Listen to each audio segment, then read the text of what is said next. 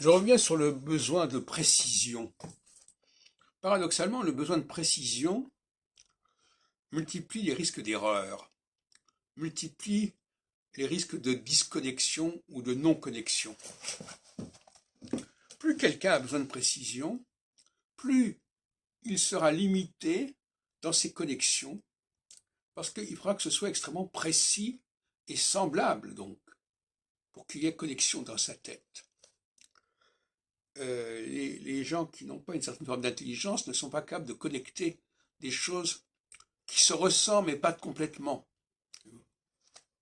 Ils ne verront le rapport que si c'est vraiment tellement semblable, comme deux fourchettes. Ah oui, ils vont dire c'est deux fourchettes.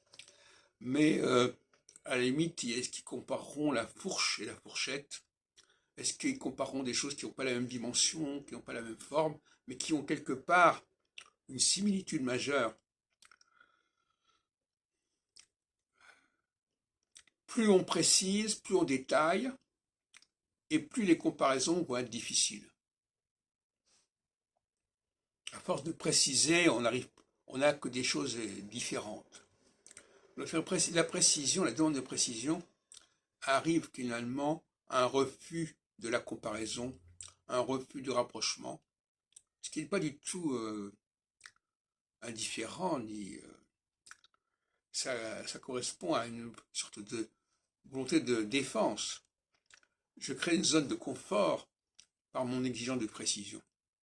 Parce qu'on n'arrivera jamais à comparer, à confronter, parce que ça ne sera jamais exactement la même chose.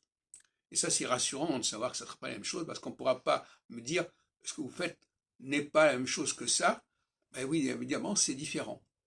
Donc la différence est une sorte de protection contre toute forme d'inquisition, de comparaison, de confrontation.